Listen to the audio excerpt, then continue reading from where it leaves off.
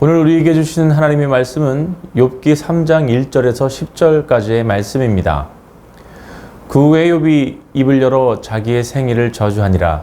욥이 입을 열어 이르되 내가 난 날이 멸망하였더라면 사내 아이를 베었다던 그 밤도 그리하였더라면 그날이 캄캄하였더라면 하나님이 위에서 돌아보지 않으셨더라면 빛도 그날을 비추지 않았더라면 어둠과 죽음의 그늘이 그날을 자기의 것이라 주장하였더라면 구름이 그 위에 덮었더라면 흑암이 그날을 덮었더라면 그 밤이 캄캄한 어둠에 잡혔더라면 해 날수와 달의 수에 들지 않았더라면 그 밤에 자식을 베지 못하였더라면 그 밤에 즐거운 소리가 나지 않았더라면 나를 저주하는 자들 곧 리오야단을 격동시키기에 익숙한 자들이 그 밤을 저주하였더라면 그 밤에 새벽 별들이 어두웠더라면 그 밤이 광명을 바랄지라도 얻지 못하며 동틈을 보지 못하였더라면 좋았을 것을 이는 내 모태의 문을 닫지 아니하여 내 눈으로 환난을 보게 하였음이로구나. 아멘. 오늘은 욥기 3장 1절에서 10절을 통해 말씀을 나누겠습니다. 오늘 본문은 욥이 고난을 당한 후 자신의 삶을 비관하는 독백을 기록하고 있습니다. 오늘 본문을 욥의 독백이라고 하는 것은 그의 말이 하나님이나 친구 등 구체적인 대상을 향하여 한 말이 아니라 단순히 자신이 처한 현실에 관하여 혼잣말로 탄식하는 내용을 담고 있기 때문입니다. 본문 1절 말씀을 읽겠습니다. 그 후에 욥이 입을 열어 자기의 생일을 저주하니라. 아멘. 1절을 보면 욥이 입을 열어 라고 말하며 욥이 말하기를 시작했다고 알리고 있습니다. 이 말은 욥이 7일간의 침묵을 끝내고 말하기를 시작했다는 것을 알려주는 것이죠. 욥은 이 장에서 어리석은 말을 한 자신의 아내를 책망하였고 고난 가운데서도 입술로 범죄하지 않았다고 성경은 기록하고 있습니다.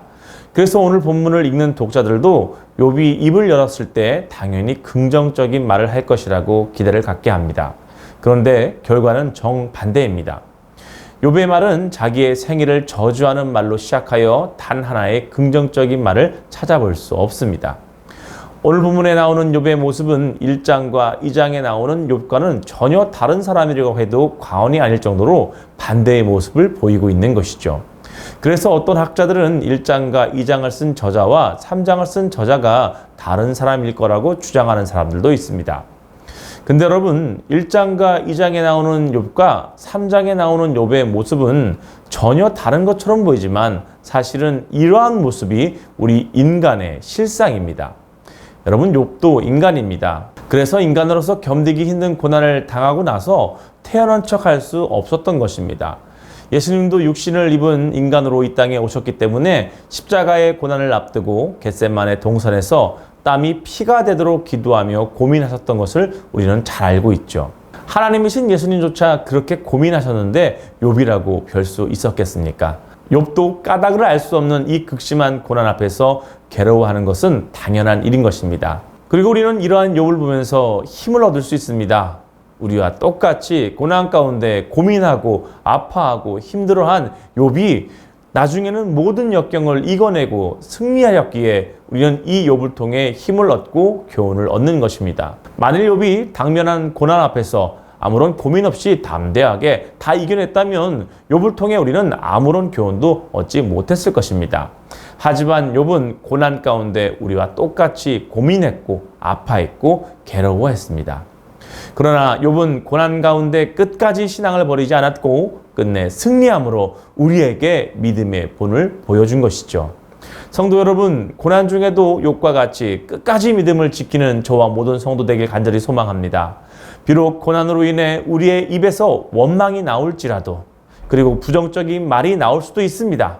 그러나 욥과 같이 우리의 믿음을 꼭 지켜서 최후의 승리자가 되는 축복을 받기를 간절히 기원합니다. 본문 3절 말씀을 읽겠습니다. 내가 난 날이 멸망하였더라면 사내 아이를 베었다던 그 밤도 그리하였더라면. 아멘. 3절에도 욥은 자신의 태어난 날을 한탄합니다.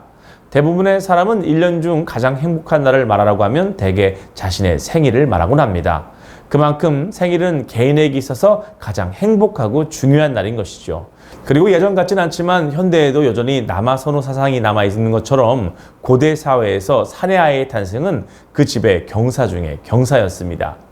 그런데 욥은 그러한 자신의 생일과 사내 아이로 태어나 사람들에게 기쁨을 주었던 자신의 생일을 저주하고 있습니다. 물론 욥이 처음부터 자신의 생일을 저주한 것은 아니죠.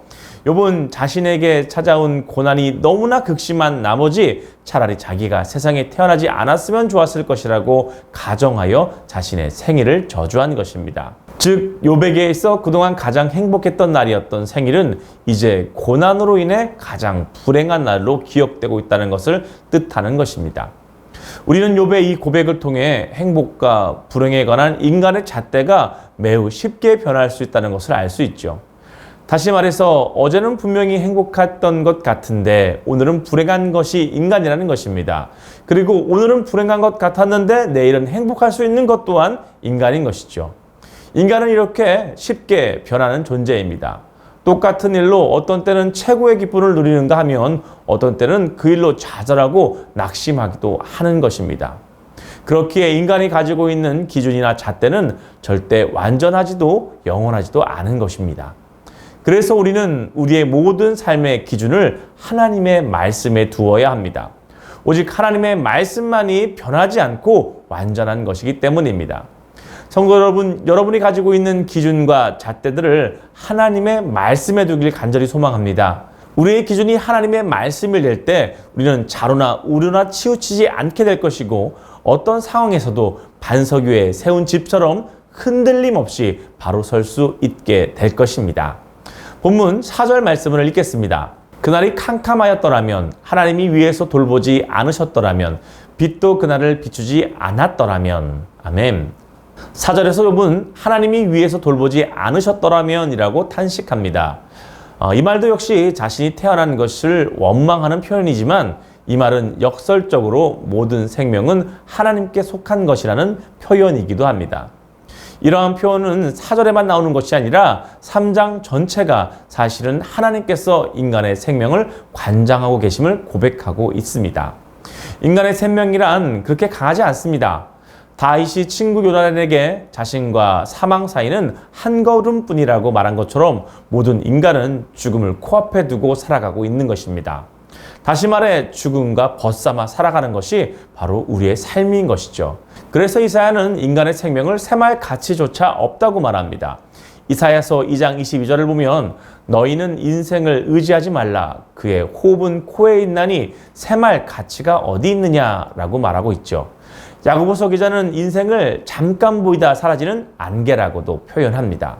이처럼 인간의 생명은 강하지 않습니다. 그런데 이렇게 약한 생명을 지금 우리가 보존할 수 있는 이유는 무엇일까요? 험한 세상을 살면서 우리의 생명이 보존되고 지금처럼 건재한 이유는 무엇일까요? 바로 생명의 주인이신 하나님께서 우리의 생명을 지켜주시며 우리를 돌보아 주시기 때문입니다. 성도 여러분, 비록 욥은 고난으로 인해 한탄하며 원망하지만 그 한탄 안에는 내 생명의 주인은 하나님이라는 믿음의 고백이 들어있음을 기억하시기 바랍니다. 우리 또한 어려움과 고난 중에도 욥과 같이 믿음을 지키며 나아갈 때에 하나님께서 우리를 살려주시고 회복시키시며 승리케 하여 주실 것입니다. 이 믿음으로 오늘 하루도 승리하는 모든 성도 되길 주님의 이름으로 축원합니다.